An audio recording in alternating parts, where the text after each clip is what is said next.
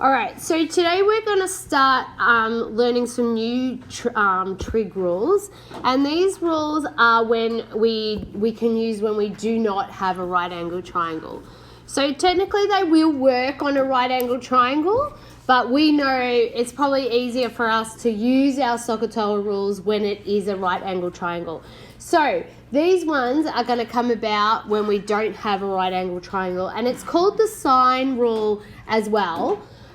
This one, because we do use that function, that button sine that's on our calculator to do it. So now we have this we have a non-right angle triangle. We have to learn how to label the triangle because the rules use a different labeling system. So what you're going to see is you're going to see that the angles, so here I'm going to circle them, they're the angles.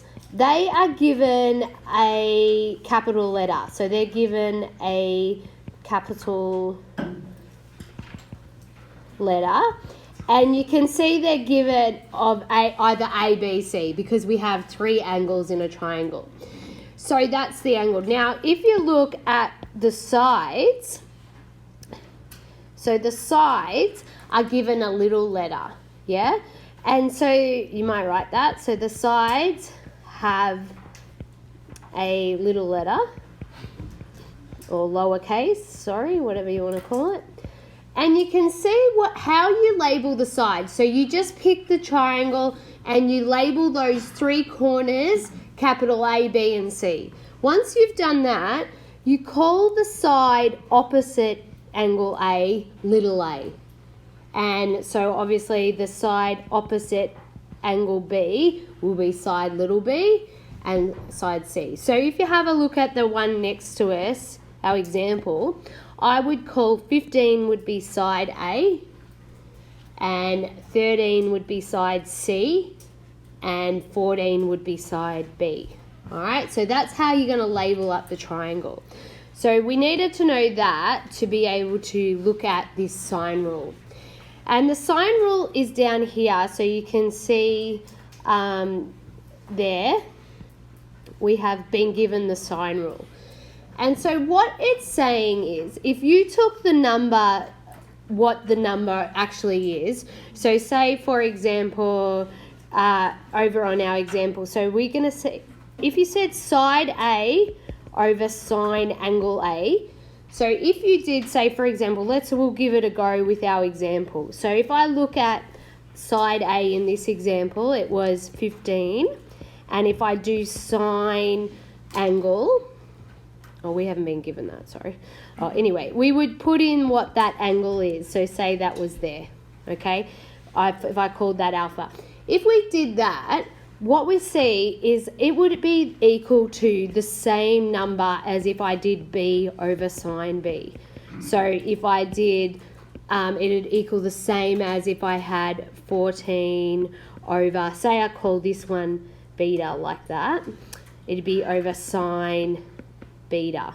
And then I could say this one would be like, because I called it theta, there you go. So they would equal the same number. So we know that this is, because we know this, we can use that fact to solve things. And it's obviously the same. You can also say they're equal to sine C, which we could do. So if I give it, I'm just going to give that a label of Z for this example. So it would equal 13 over sine Z, okay? So what we're going to use is we're going to use that fact to help us solve some problems if we don't know one of the sides or we don't know one of the angles and so on. And we're going to use our solve function, so it's going to be pretty easy once you set up the formula. So we also there's a little reminder there for you to remember that angles of a triangle add up to 180. So if they give you only two, and you actually need the other one, you can work it out by knowing they have to add up to 180. All right, so let's give an example. Okay, so we come here to this question, and the first thing you're going to see is, all right, it's a non-right angle triangle. So you should be noting that, so it's non-right angle. So that means I can't be using the SOHCAHTOA. Okay, so you know, therefore you might be using the sine rule, and we're going to learn another one later on, which will be the cosine rule. So it's a non-right angle triangle. Sorry, non-right angle triangle. So I'm going to label it up the way we're used to. So they've called this angle, capital angle A, 120. So that makes this side A.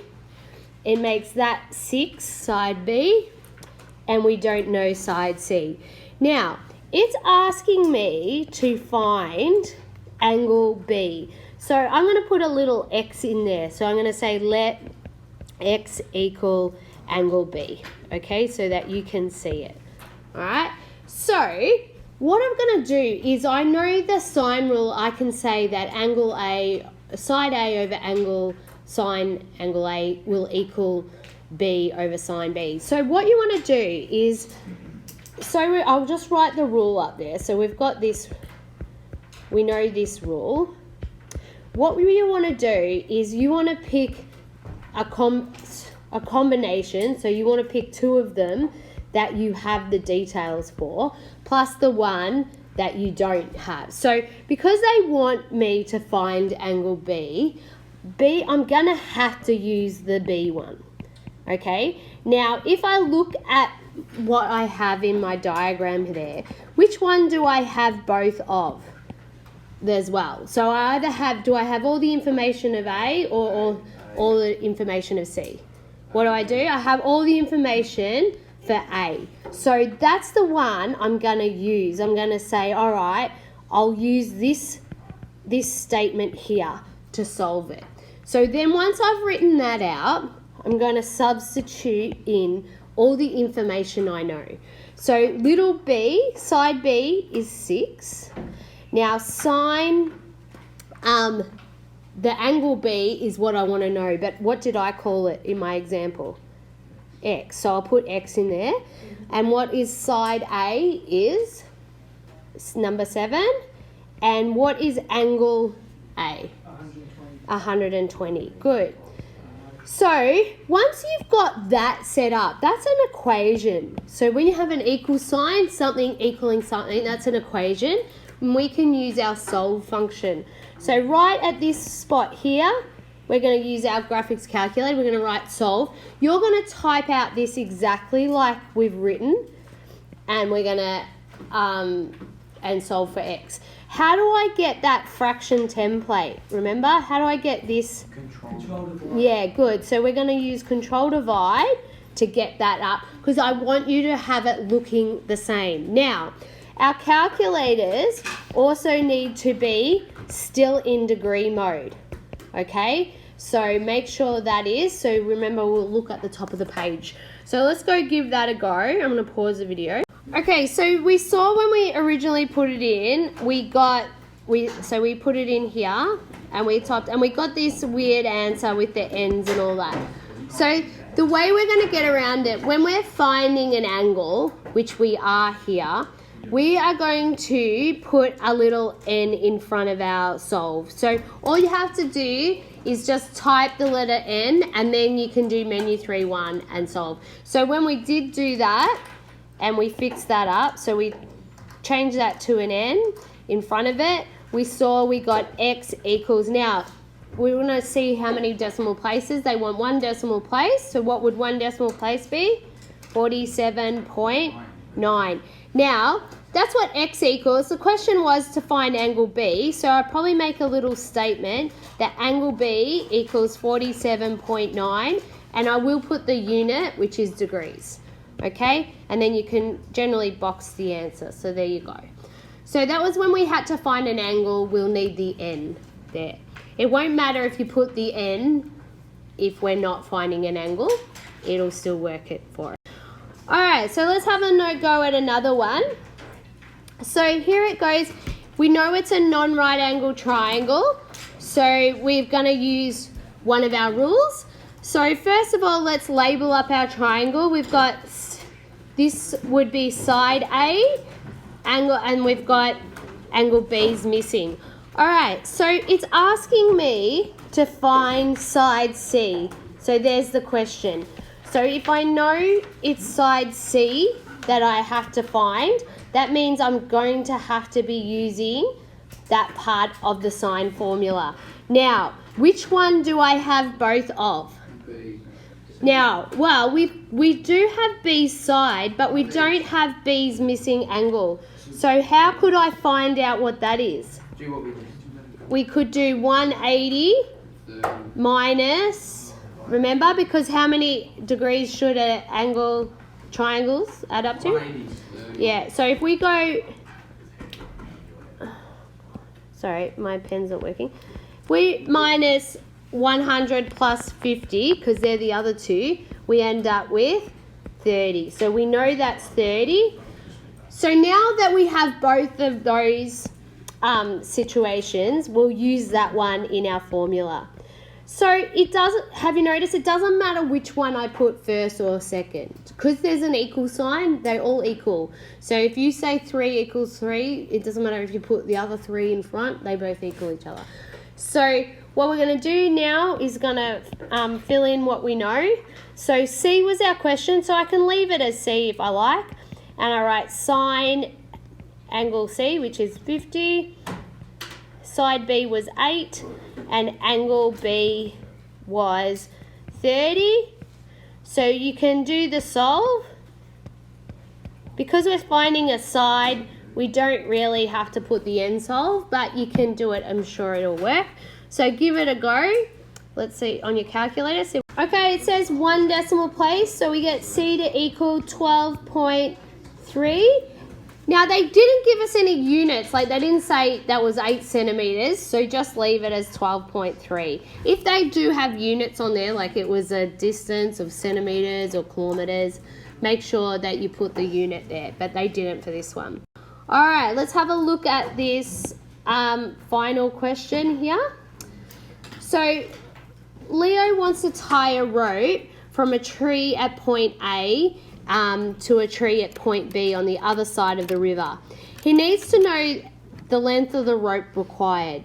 When he stood at A, he saw the tree at B at an angle of 50 degrees. So you can see they've put that in our diagram with the riverbank. After walking 200 metres east, so you can see obviously when he walked 200 metres east, so he went that way. You can see he gets to C and the angle of 30 degrees with the bank. So find the length of the rope AB. So if you were labelling up our triangle, AB would be this line, but what would it be called if we were doing our triangle? If we labelled it up, it'd be little c. Good. All right, so we don't have all... We've got the side length of B, so I'm probably going to have to use that because that's the only length I have. So that means I need to get angle B. What's angle B though? Because they haven't given it. So we know, why do we know that's 100? They all have to add up to 180. Good. So if 50 and 30 are 80, then the last one must be 180. All right, so if you want, say, you might write that all angles in triangle equal 180, just so you know, like, where did we get that? Why did we say that was 100? All right, so I need to use, when I'm working this out, I need to use C because that's that's the question, and now I'm going to use B because I had those two pieces of information. All right, so then we're going to substitute in all our values again. And we've got 200 metres over sine 100. Okay, we're going to pop solve in. 101.54. Comma C. Let's have a look.